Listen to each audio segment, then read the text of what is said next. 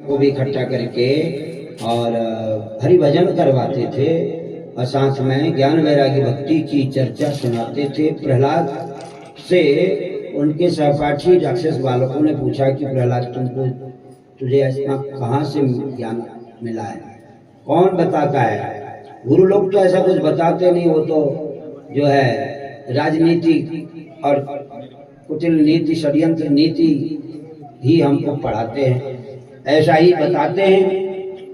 विधर्म का उपदेश करते हैं, सत्य धर्म का उपदेश नहीं करते हो। हमारे गुरुजी लोग तो कहते हैं कि हिरण्यकश्यपु तुम्हारे पिता ही सब ईश्वरों के ईश्वर हैं। इस प्रकार की बात को पढ़ाते हैं कि तुम्हारे ईश्वर श्री हरि नारायण कौन है, ये तुम्हें इनका मंत्र इनका भजन करना किसने सिखा दिया? प्रहलाद कहता मुझे माता के ही गर्भ से भजन मिला है, ज्ञान वैरागी भक्ति मिली है, क्योंकि मेरी माँ ने मेरे गर्भवास काल में भगवान देवर्षि नारद जी से सुना था और मेरी माँ के सुनने का प्रभाव मुझ पर भी पड़ा और मैं बचपन से ही ये पसंद करता हूँ, इसी में मुझे आनंद आता है। इस प्रकार प्रहलाद जी ने अपने राक्षस बालकों को भी भजनानंदी बना दिया। अब हम विचार कर सकते हैं कि हम तो मनुष्य हैं, ऋषि मुनियों की संतानें हैं, जब राक्षस जो है भजनानंदी बन गए तो क्या हम नहीं बन सकते हैं? अगर हमारे हृदय में थोड़ा भी प्रेम उमड़े, थोड़ा भी हम ये विचार करें कि हम तो ऋषि मुनियों की संतानें हैं, हम अपने उन पूर्वजों का नाम लिया करते हैं। भारद्वाज गोत्र भारद्वाज ऋषि थे, उन्हीं की संतानें हैं। कोई गर्ग गोत्र, कोई जो है अंगिरस गोत्र का है, अंगिरा ऋषि की संतान। तो ये इस प्रकार की गोत्र परंपरा संतान से ही चलती है, ये हम जानते ही हैं।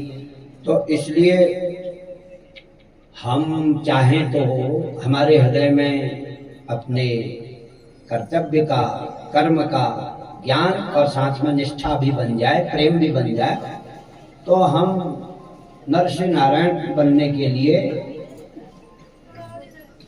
तैयार हैं। समझ लीजिए कि फिर हम तैयार हैं। नरसिंह नारायण बनने की हमारी तभी तैयारी मानी जाएगी जब हम इसको हृदय से अपना रहे। यही है हमारा सच्चा मार्ग। तो ये मानकर हम चलेंगे तो समझ में आएगा। अब यहाँ बहुत सारी बातें जिनको हम ज़्यादा विस्तार से नहीं कह सकते हैं, समय की सीमा है। तो वो प्रहलाद जी की नवधा भक्ति का उपदेश बड़ा प्रसिद्ध है, तो उसके संबंध में हम एक भजन गा लेंगे चौपाई के रूप में। रामायण की चौपाइयाँ सब भजन ही हैं, तो उनको गाओ तो कथा भी समझ में आएगी और प्रसंग भी समझ में आएगा। तो प्रहलाद जी की कथा संक्षेप में सुना रहे हैं। प्रहलाद जी ने से हिरण्यकश्यपु ने पूछा, विद्यालय में आकर के पूछ लिया उसने। क्या पूछा कि प्रहलाद तुमने क्या पढ़ा, कौन सा पाठ तुम्हें? किम अधीतम त्वया तात। हे तात, मतलब तात कभी अपने से छोटे प्यारे बच्चे के लिए भी कहा जाता है, और तात का मूल अर्थ वैसे पिता होता है, पिताजी को कहा, परंतु कभी प्यार में छोटे बच्चे के लिए भी कहा जाता है। जैसे आप लोग कहते हैं ना बालक बालिकाओं से, इजा बाबू, फजनिकरण इजा, ऐसे कहते हैं ना समझा, तो ऐसे ही तात शब्द का प्रयोग होता है। तात शब्द प्यार के उसमें, तो यहाँ भी कहा हिरण्यकश्यप ने बड़े प्यार से प्रहलाद से, क्या अच्छा लगा तुझे प्रहलाद, तुझे क्या अच्छा लगता बता, मुझे बता, मुझे सुना दे। गोदी में लेकर 5-6 वर्ष के बालक को कहा मुझे सुना दे, क्या पढ़ा तूने यहाँ गुरुकुल में, और उसमें से जो अच्छा लगे वो सुना दे। वो पहले कहता है तत्साधु मन्ये सुरवर्य देहिना। वह कहता है, प्रहलाद कहता है कि हे पिताजी, आप पूछते हैं सबसे अच्छा क्या है, उत्तम क्या है, तो मुझे तो सबसे उत्तम ये लगा कि जो है त्यक्त्वात्म पापम गृहमंद कूपम वनम गतो यद्धरिमा श्रेयता।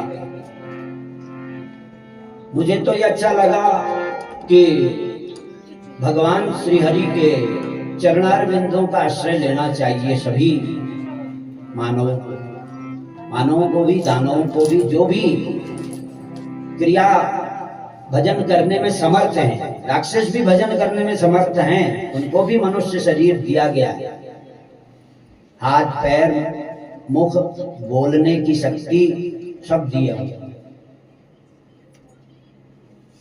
तो जो भी भगवान ने जिसको इतनी शक्ति दी है, वो किसी भी मजहब पंथ में आवे, किसी भी मानवी दानवी संस्कृति का हो, उसको जो है भगवान का भजन करना चाहिए।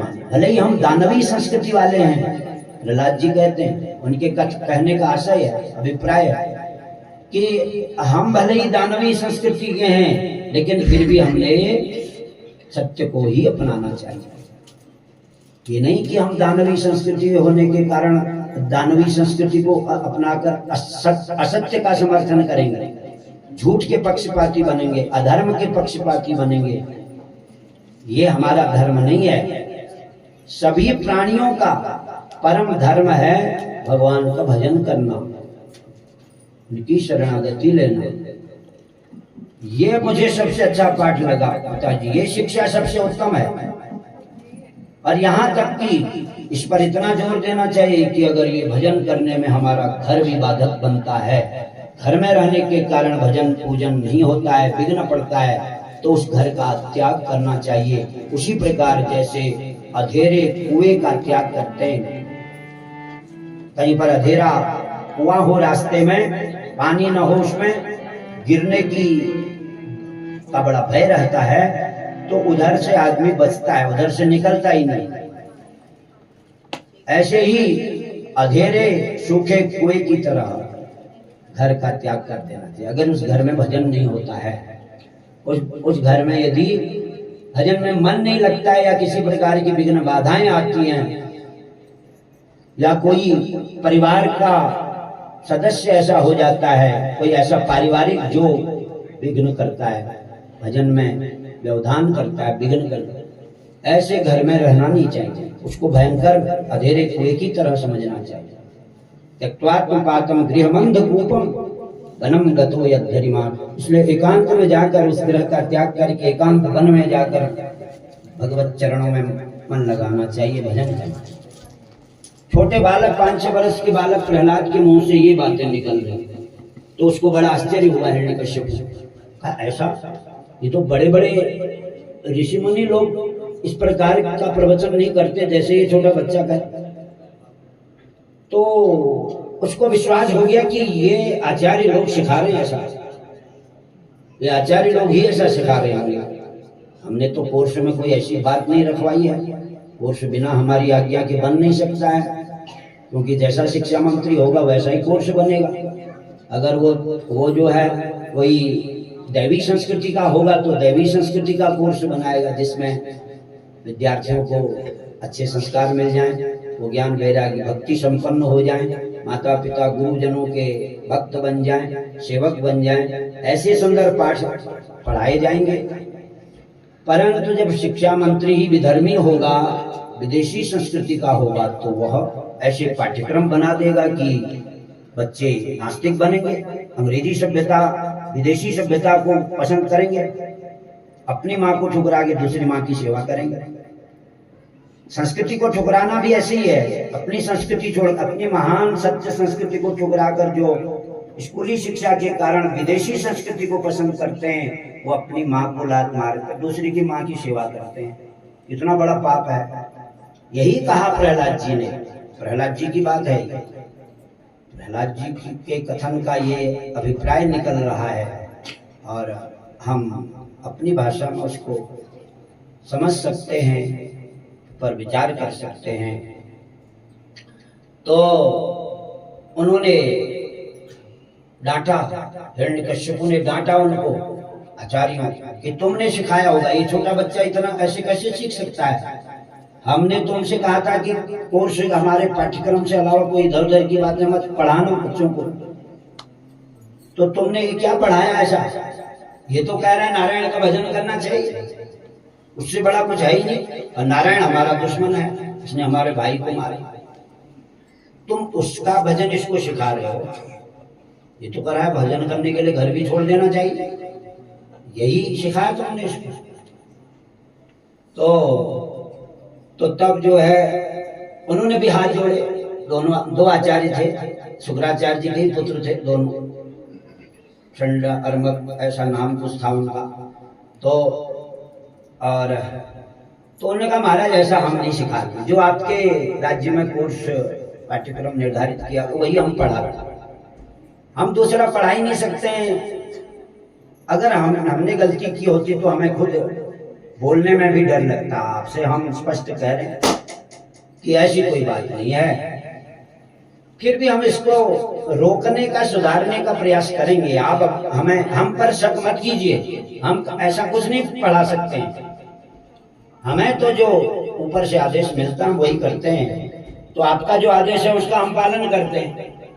लेकिन ये बच्चा तुम्हारा कहाँ से सीखता है आपका हम जान नहीं पा रहे हैं, पता लगाएंगे, आप चिंता मत कीजिए, ये बच्चा है अभी सुधर जाएगा, ठीक हो जाएगा, ऐसा आश्वासन दिया। तो उसका क्रोध उस समय शांत हो गया हिरण्यकश्यप, और कह के चला गया कि अगली बार में ऐसा नहीं होना चाहिए, आप कुछ भी करो, साम दाम दंड भेद, इनको डरा धमका करके भी सही रास्ते पर रहो, और जो कोर्स है वही इनको पढ़ाओ।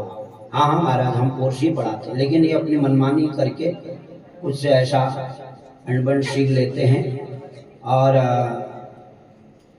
ठीक है, उस समय चला गया, क्षमा कर दिया उसने उनको। बाद में कहने लगा कि अगर अगली बार भी ऐसे ही करने लगा तो फिर हम तुम्हें छोड़ेंगे नहीं, तुम्हें कठिन दंड देंगे।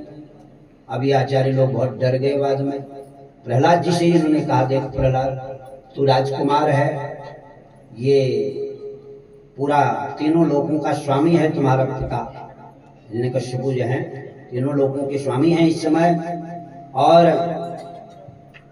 उनको उनका ही आदेश है कि कोई ब्रह्मा विष्णु महेश आदि की पूजा नहीं करेगा, केवल राजा जो है वो ईश्वर कहा जाता है, नरेश कहा जाता है, और उसकी पूजा करने का, तो तुम्हारे पिता को ही ईश्वर मानने का आदेश है।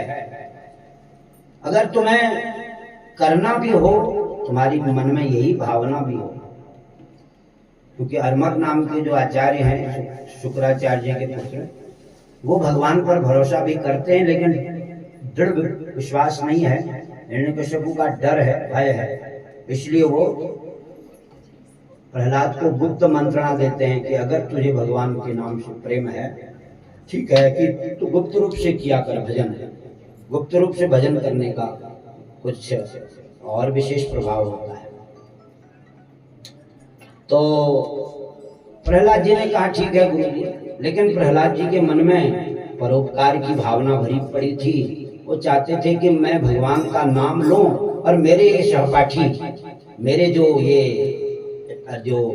मेरे सहपाठी लोग हैं ये भी सब सुने, इनको भी ये सुंदर संस्कार मिले, इनको भी आनंद मिले, इनका भी भला, इस प्रकार का भाव था। इसलिए जब भी गुरु लोग हिरण्यकश्यप के द्वारा नियुक्त जो वहाँ उस विश्वविद्यालय के कुलपति थे, उनसे वो छुट्टी लेके चले जाते थे कभी जब पढ़ाने वाले गुरु लोग, तो उस समय ये प्रहलाद भगवान नाम संकीर्तन चला देते, जबकि गुरु लोग कह के जाते कि देखो प्रहलाद तुम छात्राध्यक्ष हूँ, तुमको बना दिया हमने, तो जब भी हम जाएंगे तो तुमने जो पढ़े हुए पाठ हैं उनकी पुनरावृत्ति करनी चाहिए, वो पाठ दोहराने चाहिए और इनको भी, इन बच्चों को भी बताना चाहिए। उस समय प्रहलाद तो कह देते ठीक है गुरु जी, जैसी आपकी आज्ञा हो हम करें, लेकिन वो बाद में ऐसा करते नहीं थे और कहते थे गुरु जी ने पाठ दोहराना कहा है, तो सबसे उत्तम पाठ तो ये है श्रीमन नारायण नारायण हरि हरि, हरि शरणम रे मन जाओ हरि शरणम। इस मन को हरि शरण में लगाना ये सबसे उत्तम पाठ है।